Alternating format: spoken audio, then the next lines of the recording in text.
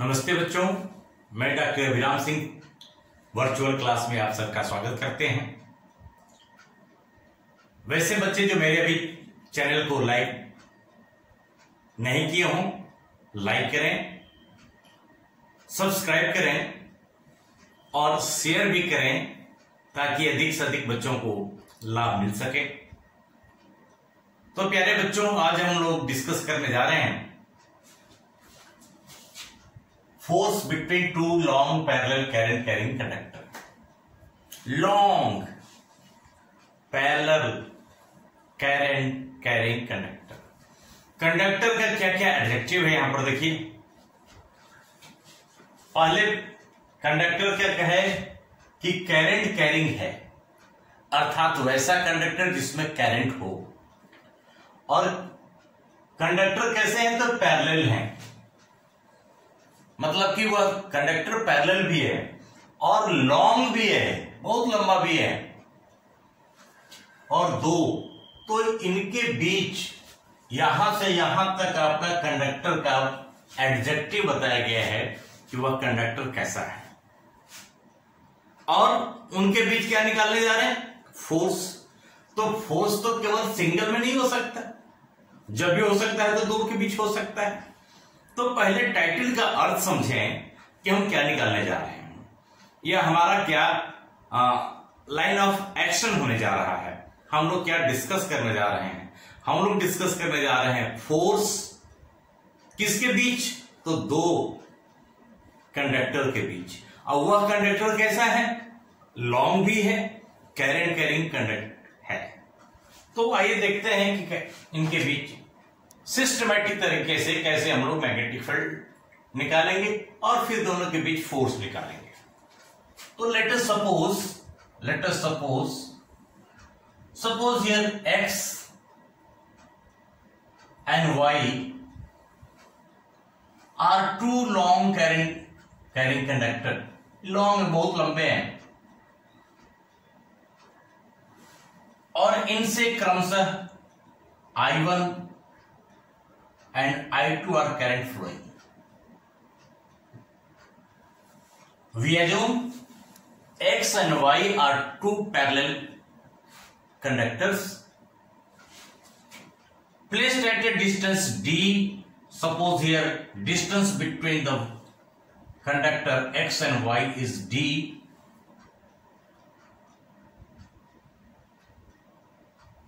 and I1 and I2 are current flowing in X and Y respectively. X और Y में I1 और I2 current है। बच्चों, हम लोग यहां पर दो कंसेप्ट लगाने जाएंगे। की कंसेप्ट क्या है? की कंसेप्ट है, यहां पर हम लोग दो फॉर्मूला का फर्स्ट की कंसेप्ट यूज करने जा रहे हैं। Force on current carrying conductor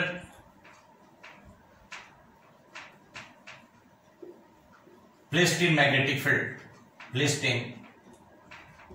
field. यह फोर्स के लिए हम लोग फॉर्मूला पढ़े हैं आईडीएल क्रॉस डी। और दूसरा कंसेप्ट लगाने जा रहे हैं magnetic field due to long conductor. और यह मैग्नेटिक फील्ड के लिए फॉर्मूला है mu 0 I upon 2 pi D A R. कुछ भी लिख सकते हैं, जहां आर या डी डिस्टेंस है। हम लोग पिछले क्लास में एक्स से भी डिस्कस कर सकते हैं। तो let us suppose here D is the distance। तो ये दो फॉर्मूला हम लोग इस डिस्कशन में यूज करने जा रहे हैं। एक magnetic field due to current और दूसरा फोर्स। आइए स्टेप बाय स्टेप हम लोग समझते हैं। सपोज किया कि यह कंडक्टर है और इस कंडक्टर में I1 करंट है, तो जब I1 करंट है तो इसके अराउंड मैग्नेटिक फील्ड पैदा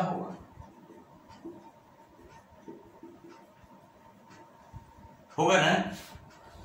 इसके चारों तरफ हमेशा हर जगह मैग्नेटिक फील्ड है और यह मैग्नेटिक फील्ड का सिमेट्री कैसा है, तो सिलिंड्रिकल सिमेट्री है। Magnetic field produced by conductor is cylindrical symmetry. अगर यह सिलिंड्रिकल सिमेट्री है तो लग रहा है कि मैग्नेटिक फील्ड में Y current carrying conductor placed है। तो हियर फर्स्ट दोनों कंसेप्ट यूज करते हुए हम लोग यहां चलेंगे। Let X and Y are two long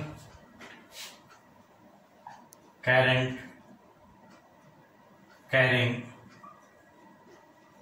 I1 and I2 respectively placed at a distance d in vacuum।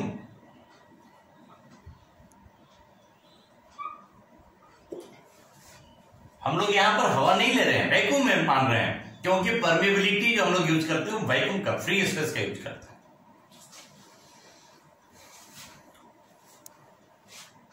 So if current is set up in X conductor, it produces a magnetic field at a distance d. The magnetic field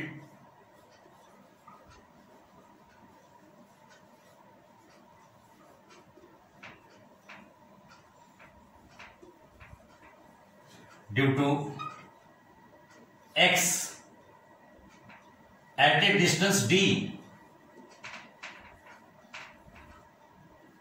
कितना लिखते, तो suppose मान लिया कि यह magnetic field B1 पैदा करता, तो दिस B1 का मैग्नीट्यूड लिखते mu naught I upon 2 pi d।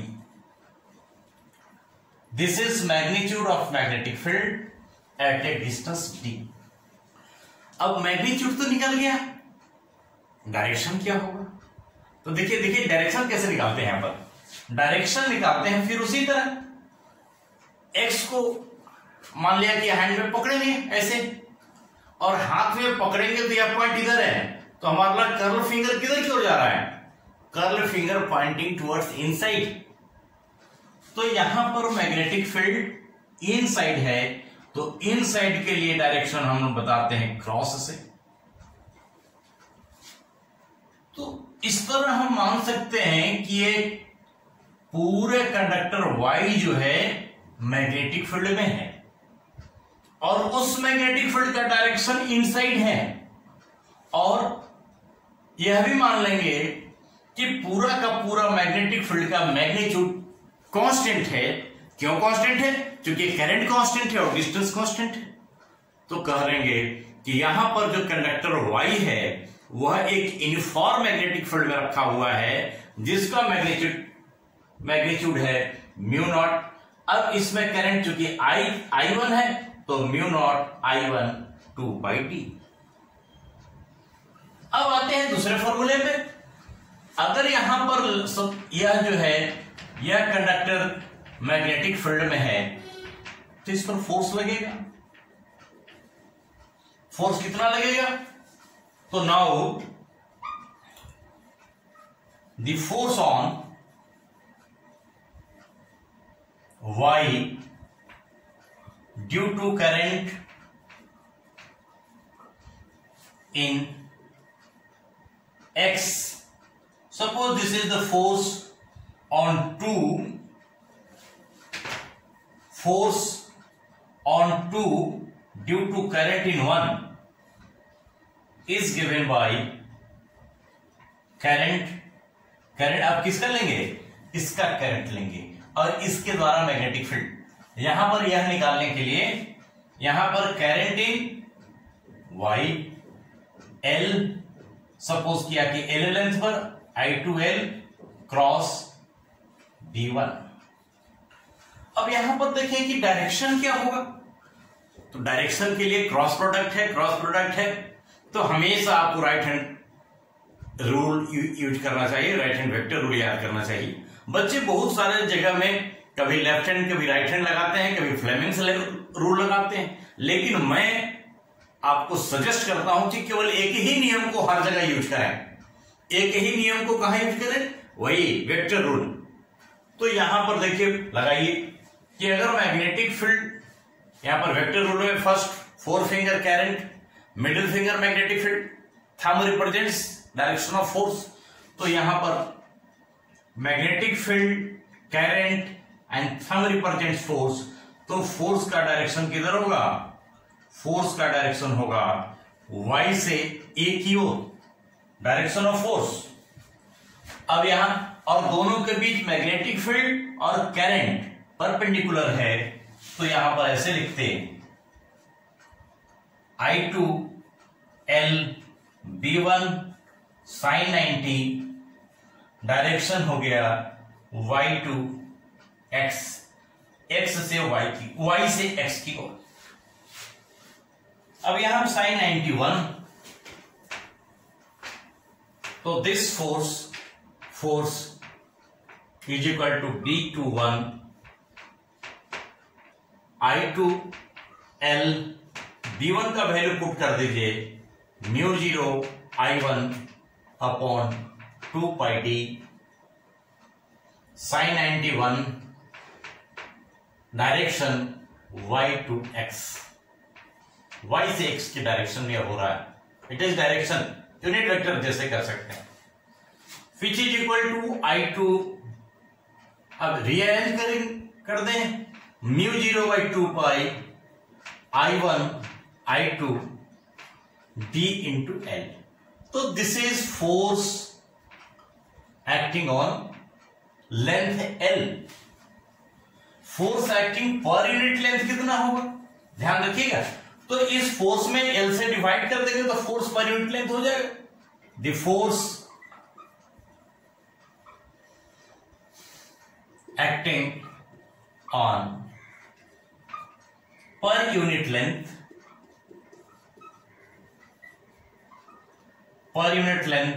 That is F21 में L से डिवाइड करेंगे, which is equal to I1 I2 by 2 pi d। तो this is formula for force acting per unit length. अब similarly y में भी तो current है ना, y में भी यहां पर करंट है, और y में करंट है तो y भी अपना मैग्नेटिक फील्ड बना रहा होगा। अगर y मैग्नेटिक फील्ड बना रहा है तो y के मैग्नेटिक फील्ड के कारण फोर्स x पर भी लगेगा। तो similarly magnetic field due to y कितना होगा, नाउ द मैग्नेटिक फील्ड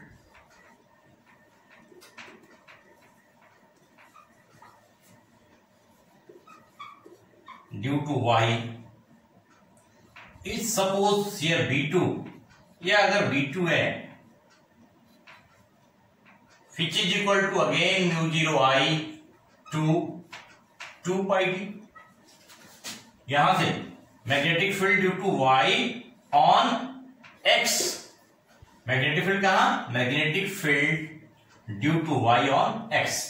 तो B2 मान लिया कि यह B2 है, से μ0 I to 2 पाई d, और डायरेक्शन क्या होगा, डायरेक्शन यहां पर यह लिखेंगे, या ऐसे करंट है तो y को अगर हाथ में पकड़ेंगे तो y को हाथ में पकड़ने के बाद करंट हमको क्या मिलेगा, करंट ऊपर की ओर है तो इसलिए मैग्नेटिक फील्ड बाहर की ओर।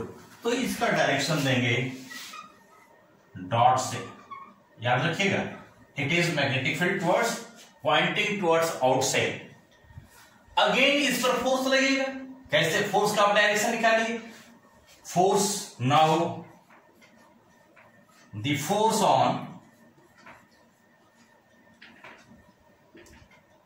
X due to magnetic field in magnetic field due to Y, यहां पर देखिए, अगर हम यहां से समझें तो इसके कारण यहां पर मैग्नेटिक बाहर की ओर हो रहा है, यह भी सिलेंड्रिकल सिमेट्रिक है, बाहर की ओर है मैग्नेटिक फील्ड। यह मैग्नेटिक किसके द्वारा पैदा हुआ है? बच्चों ध्यान देने की जरूरत है कि this magnetic field is produced by current in Y. अब हमको समझना है कि लग रहा है कि यह मैग्नेटिक फील्ड में करंट एक्स है, मैग्नेटिक फील्ड में करंट एक्स है, एक्स में करंट कितना है? I2 I1। तो अब फोर्स यहां पर कितना निकलेगा? उसी तरह similarly force on 1 due to current in 2 is given as current in 1 into length L cross magnetic field due to B, that is I1L, और B2 के लिए वैल्यू हम लोग लिखे अभी निकाले हैं, μ0 I2 by 2 pi d, which after arranging we may write 2 pi I1 I2 L again D. तो force on 2 is equal to this much. Now direction, what would be direction? तो डायरेक्शन के लिए अगेन राइट हैंड रूल लगाएंगे। अब इस right hand rule में देखिए किधर किधर है, तो देखिए करंट ऊपर तो है, करंट इज अपवर्ड और magnetic field is outward, perpendicular to the blackboard as well as pointing towards outside. तो थंब किधर रिप्रेजेंट कर रहा है? एक्स से वाई की ओर। Just see, current is along forefinger, magnetic field is along middle finger, और thumb represents direction of force. तो फोर्स का डायरेक्शन यह जो है एक्स से वाई की ओर है, फोर्स का डायरेक्शन एक्स से वाई की ओर है।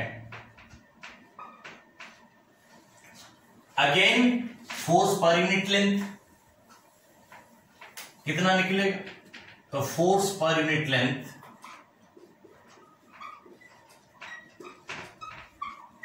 मतलब कि L इक्वल टू 1 कर दें, L इक्वल टू 1 भी कर सकते हैं, या L से इसको डिवाइड भी कर सकते हैं, दोनों प्रोसेस से कर सकते हैं। तो फोर्स पर यूनिट लेंथ जो है निकलेगा 1/2 which is equal to μ0 2 pi I1 I2 by d। और इसका डायरेक्शन था x से y की ओर, और दूसरे फोर्स हम लोग निकाले थे 2 पर ड्यू टू 1, इसका डायरेक्शन था μ0 2 pi I1 I2 d ई था y से x की ओर। अब देखिए दोनों का लगने वाला फोर्स, यह है हमारा F force on 2 due to current in 1, और इधर से है force on 1 due to current in 2। Here F21 और F12, इनका दोनों का कंपेयर कीजिए, जस्ट कंपेयर इक्वेशन 1 एंड 2। इन दोनों इक्वेशन को हम कंपेयर करते हैं, तो μ0 I1 I2 2 pi d, μ0 I1 I2 2 pi d, इसका मतलब कि magnitude of the both force are equal. Magnitude equal force लग रहा है, दोनों में बराबर फोर्स लग रहा है, दोनों जो है बराबर फोर्स लग रहा है नहीं, और बराबर फोर्स लग रहा है। डायरेक्शन क्या है? तो एक y से एक है, दूसरा x से y है, अर्थात अपोजिट है, अर्थात अपोजिट है। तो यहां पर यह जो है एक्स वाई को अपनी ओर खींचना चाह रहा है, उसी तरह वाई जो है एक्स को अपनी ओर खींचना चाह रहा है। अगर आप दो हाथ से करें तो यह हाथ है, यह अगर एक्स है तो इस वाई को अपनी ओर खींच रहा है, और यह वाई है तो ये एक्स को अपनी ओर खींच रहा है। तो इस तरह से दोनों फोर्स इक्वल और अपोजिट लग रहे हैं। जब इक्वल और अपोजिट फोर्स लगते हैं और इक्वल एंड अपोजिट फोर्स लगते हैं तो इसको किसको क्या कहते हैं? वही न्यूटन का तीसरा नियम, every action has equal and opposite reaction.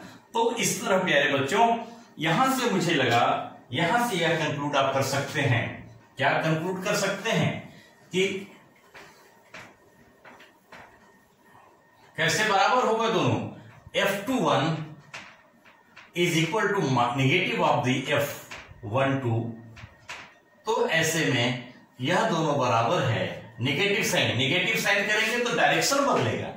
Negative sign किस लिए यूज कर रहे हैं? To change the direction, to change the direction. अब इस नेगेटिव साइन को यहां पर हम लोग एक बार और आपको समझा देते हैं कि अगर एक्स वाई है तो इसको माइनस बराबर माइनस वाई एक्स लिख सकते हैं, इसलिए माइनस करके दोनों बराबर कर दिया। तो thus this force agrees Newton's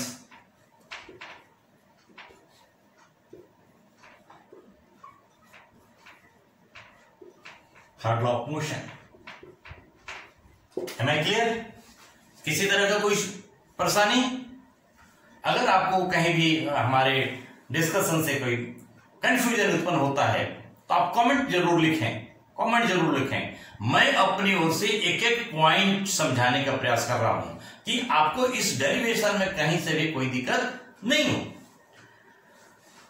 याद रखें कि यह फोर्स पर यूनिट लेंथ है, ना कि फोर्स है। टोटल फोर्स जब लेंथ से गुना करेंगे तब निकलेगा। इट इज, जो कि यह इन्फिनिटली लॉन्ग कंडक्टर है, तो इन्फिनिटली लॉन्ग कंडक्टर के लिए हम हमारा लंबाई कितना है इसको नहीं चर्चा कर सकते हैं, तो कम से कम फोर्स पर यूनिट लेंथ तो निकाल सकते हैं। तो दिस इज फॉर फोर्स पर यूनिट लेंथ। इसी फॉर्मूला के आधार पर हम लोग ऐसा यूनिट एम्पियर का परिभाषा डिफाइन करते हैं। एम्पियर क्या था? आप लोग 7 फंडामेंटल फिजिकल क्वांटिटी के बारे में पढ़े थे, जिसमें एम्पियर भी एक फंडामेंटल फिजिकल क्वांटिटी है जो करंट का एसआई मात्रक है। अब उस करंट को इस चैप्टर में डिफाइन होता है कि एसआई यूनिट में कैसे उसको डिफाइन करते हैं। तो देखिए, definition of ampere, definition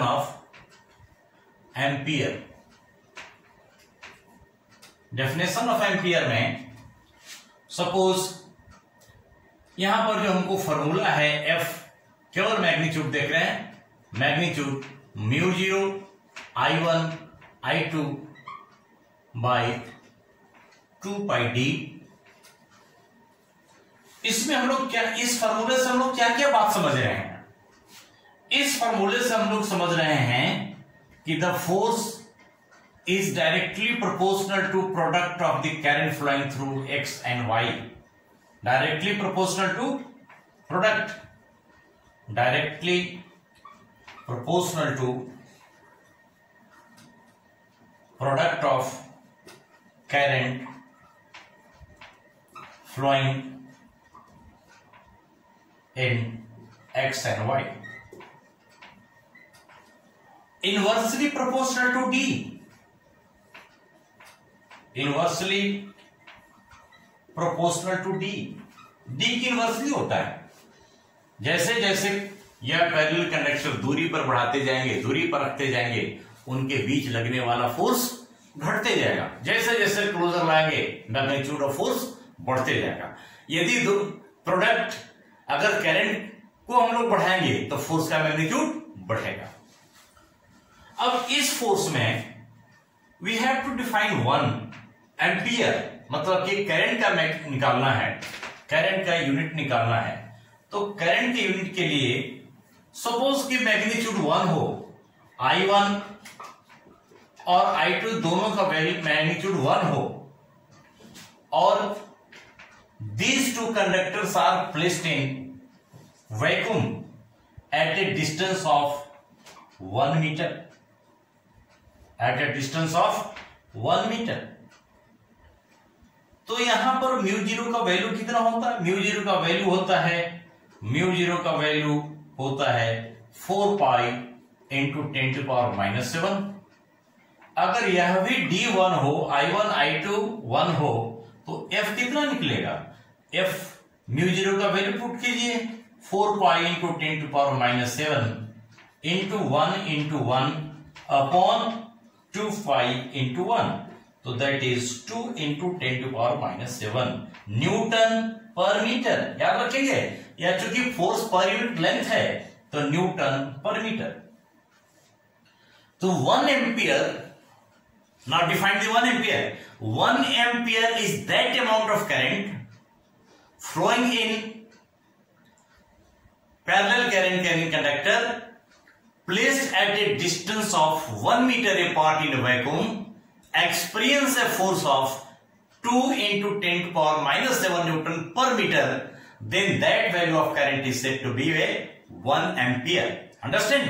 1 ampere क्या है? 1 ampere again 1 ampere is that amount of current flowing in parallel current carrying conductor produces a force of 2 into 10⁻⁷ Newton per meter when they are placed 1 meter apart in vacuum or a free space.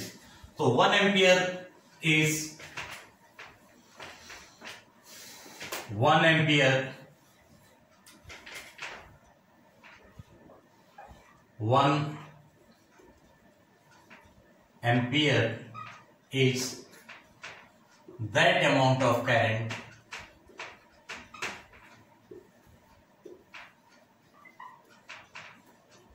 flowing in a parallel conductor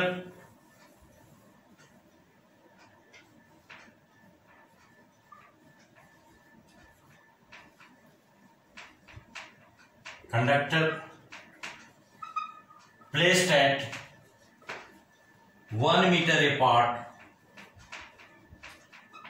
in free space produces a force of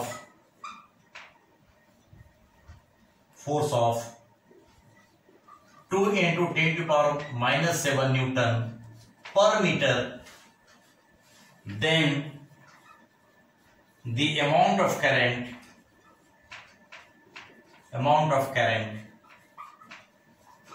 is said to be 1 ampere.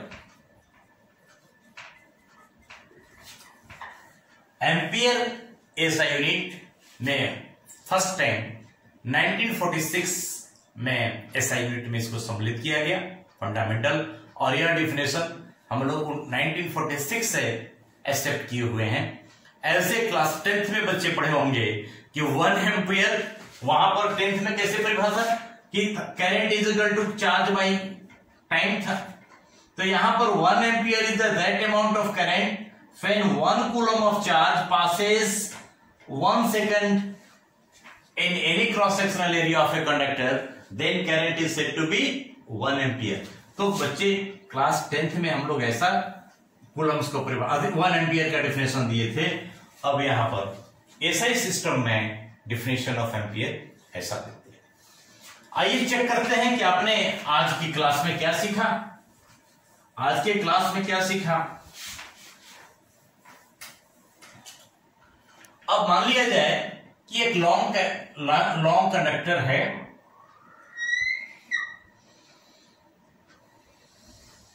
इस long conductor में current I1 और इधर current I2 है। यहां पर direction बदल रहे हैं। अभी आपने सीखा था कि अगर दो current carrying conductor parallel direction में करंट है, दोनों में I1 I2, तो ये दोनों के बीच कैसा फोर्स लगता है? अट्रैक्शन फोर्स लगता है।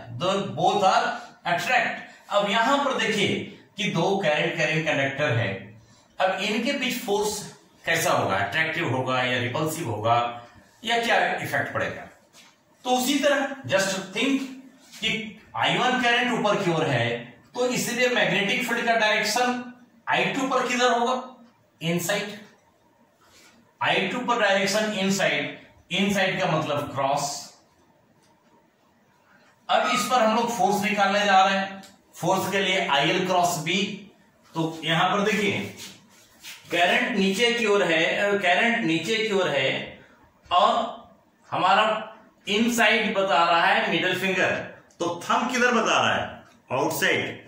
तो thumb represents direction of force. तो this is the force on tube due to current in 1। उसी तरह यहां पर देखिए इसके करंट के कारण, I2 करंट के कारण I1 पर मैग्नेटिक फील्ड किधर है, तो it is magnetic field inside. देखिए अगेन हियर करंट ऐसे है नीचे की ओर, तो इस पोजीशन वेक्टर इधर है तो ये घूर के किधर अंदर आ रहा है। तो यहां पर अगेन मैग्नेटिक फील्ड इनसाइड। तो देखिए I1 ऊपर की ओर, मैग्नेटिक फील्ड इनसाइड। फोर्स के लिए यह नियम, तो करंट ऊपर, magnetic field inside, force outside. तो it is force on 1 due to current. तो यहां पर दोनों का फोर्स का मैग्नीट्यूड बराबर है लेकिन डायरेक्शन अपोजिट है। तो what we conclude that if direction of current is same, force is attractive, and direction of current is opposite, force is repulsive. तो प्यारे बच्चों, आज का मेरा वीडियो आपको कैसा लगा? आप अपना चैनल पर कमेंट भेजना ना भूलेंगे। अगर मेरा वीडियो अच्छा लगा तो लाइक करना ना भूलेंगे और इस वीडियो को शेयर करें, सब्सक्राइब करें। एक बार पुनः आपको बहुत बहुत धन्यवाद। Thank you.